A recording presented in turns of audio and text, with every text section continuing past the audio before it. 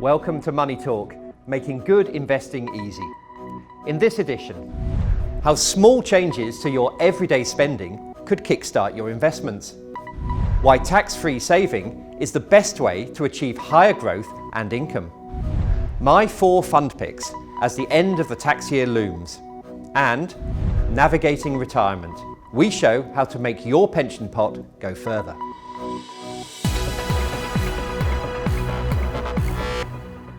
Good news. From the 6th of April, you'll be able to shelter even more money from the taxman. This is when the annual ISA allowance increases to a generous £20,000 per person. It's a lot of money to find, or is it? Emma Lou Montgomery has met one smart saver who, with just a few changes to her day-to-day spending, has managed to free up a substantial lump sum. If your first thought is, £20,000? Forget it. I haven't got that kind of money. You might be pleasantly surprised. While you may not have that sort of money tucked up your sleeve right now, with a few simple changes, you may find it's easier than you thought. And it's not about making huge sacrifices either. This is all about being a more savvy spender. Proof that this can work is Michelle McGarr. She has just completed a year of no frivolous spending and managed to save enough to pay off more than £20,000 of her mortgage. The rules of the challenge were quite straightforward, I suppose. I could spend money on my essential bills, so my mortgage, my water rates, my council tax, electric, things you have to pay, and also kept up things like charitable donations, stuff like that. I also paid my broadband and my phone, and then I had a very basic food budget. Everything else was off limits, so no bus fare, so I went everywhere on my bike for a year.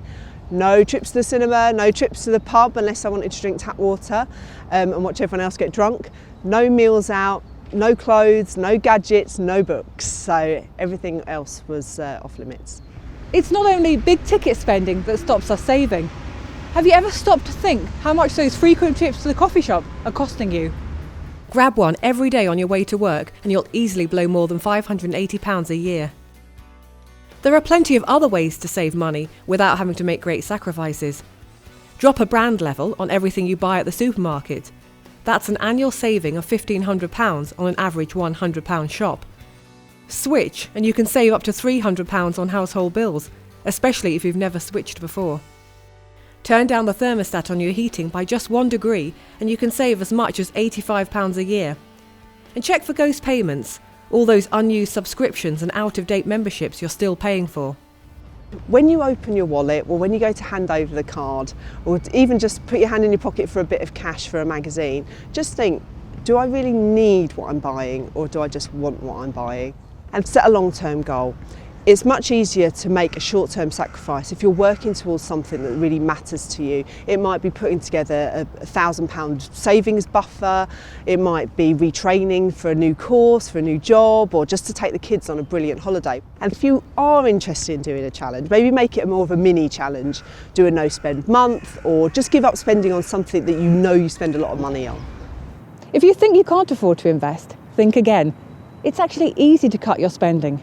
Make a few changes and you'll soon find you have extra money that you can put to far better use inside your ISA.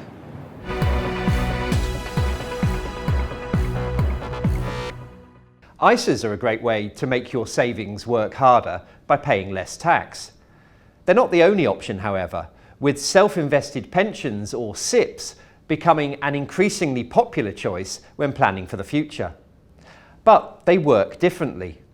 Claire Dwyer is in our central London studio to tell us more. Yes, ISAs and SIPs are both great ways to make your savings work harder by paying less tax, but as you said, they do work differently. Sheltering your investments in either an ISA or a SIP means you won't pay any further tax on the income they generate. You're also protected from paying capital gains tax. That's good, but it's not all. Both SIPs and ISAs offer further tax advantages. In the case of SIPs, you get the benefit when you pay the money in. With an ISA, it's when you take it out again. A SIP's tax kicker is paid up front. Whatever you pay into a SIP receives a 25% top-up from the government. That's equivalent of giving you back the 20% basic rate tax you've already paid when you earned the money. You're allowed to save up to the annual allowance, £40,000 for most people, or as much as you earned in that year if it's less than £40,000. If you're a higher rate taxpayer, you can claim a further refund via your tax return. This is the same amount as the government top-up. The effect of this uplift is that a £10,000 SIPP investment costs a basic rate taxpayer £8,000, while a higher rates taxpayer pays just £6,000. The price you pay for this attractive upfront tax perk is that when you come to take the money out of your SIPP, you can do this from the age of 55, you will only have to pay tax at your marginal income tax rate.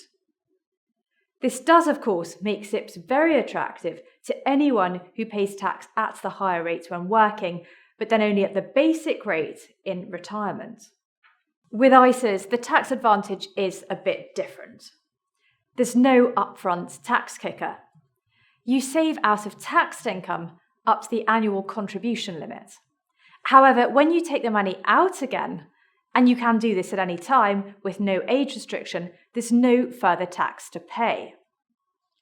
Another advantage of an ISA is that you don't even have to disclose it to the taxman. This year, the annual allowance for an ISA is £15,240, but from April 2017, this will rise to £20,000. There are a couple of other things you should know about tax wrappers. First, the allowances for both ISAs and SIPPs are per person, so a couple can save up to £80,000 a year into their pensions and up to £40,000 into their ISAs from April, assuming the rules remain the same. Second, you don't even have to be a taxpayer to benefit from a SIPP. A non-taxpayer, including a child, can save up to £2,880 into a SIPP. And that's before the government's uplift, which takes the total saved up to £3,600. So a bit of complexity there, Tom, but these are both great tax perks.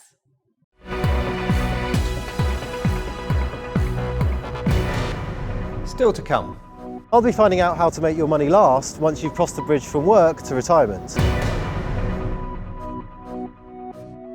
I'm always on the lookout for new investment ideas. I'm sure you are too. So here are my 4 recommended fund picks for the 2017 tax year end. I expect shares to enjoy another good year. That's because economic growth is the clear focus under new President Donald Trump. Infrastructure spending, tax cuts, deregulation, they're all good news for shares. 2 funds that I expect to do well in that environment are the Rathbone Global Opportunities Fund and the Old Mutual North American Equity Fund. Both of these have a bias towards the US stock market, which I expect to continue leading the pack. 2 other themes are likely to follow higher growth. First, interest rates are likely to rise faster in the US than in the rest of the world. That will push the dollar higher, and it will make exporting countries like Japan more competitive. One of my favourite Japanese equity funds is the Schroeder Tokyo Fund, and this is my 3rd pick this year. I've decided to go for its currency hedged share class to benefit from rising share prices, even if the yen keeps falling. My final fund pick reflects an expected shift out of defensive shares and into companies which are more sensitive to the ups and downs of the economy, so-called cyclicals. The Fidelity Special Situations Fund is a great way to back this kind of unloved and attractively priced share.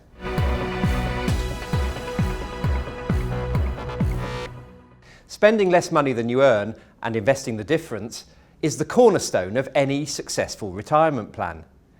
If you can accomplish this early in life, you'll significantly increase the odds of reaching financial independence at a younger age.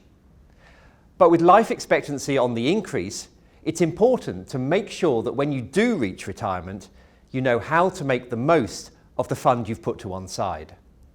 Ed Monk explains more.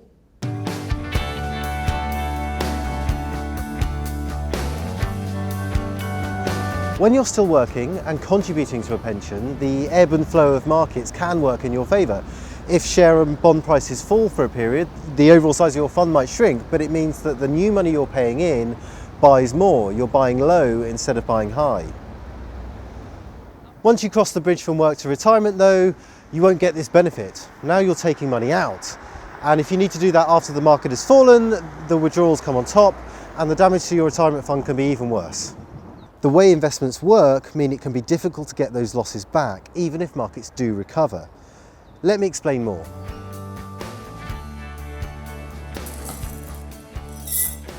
When you're paying into a pension, your contributions will make your pot bigger, and with luck, there's a bit of investment growth on top. But as we know, prices can fall, and when that happens, your pot will get smaller. But even now, it's possible for this to work in your favour, because the next time you make a contribution, your money buys you even more, and so when prices do rise, your pot gets an even bigger boost.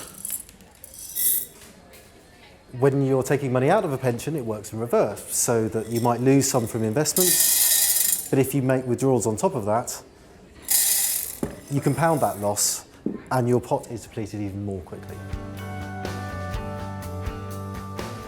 Managing your pension pot through the ups and downs of the market is always important, but it's particularly so once you start drawing an income from your savings. I asked Charlie Nicol from Fidelity's team of retirement specialists about ways to reduce the risks. Charlie, those in retirement living from their pension money will face market falls from time to time, but is there anything they can do to protect themselves? When living from your pensions in retirement, the safest thing you can look to do is to not dip into your investments. Now, one way in which to do that is to restrict your expenditure and live off the natural income from your investments. The natural income would be the dividends from your shares or the interest from your cash or bonds. Okay, and if you do have to take money out at that point, what's the implication of that? The problem with selling your investments when markets have fallen is you'll have to end up selling more of your investments just to take the same level of income. So what practical steps can you take? One way to avoid having to sell your investments when markets have fallen is by looking to hold a cash buffer. Typically speaking, 6 to 12 months worth of income. So if you do go through a period where markets have fallen, you can withdraw your money from the cash without having to sell your investments.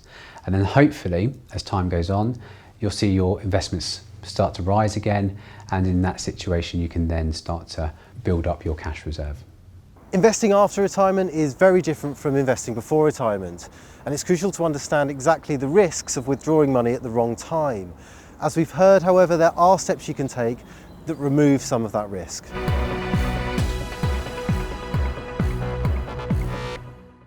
I hope this edition of Money Talk has given you some useful investment insights, whether you're looking to save more, supercharge your investments, or make your pension pot go further.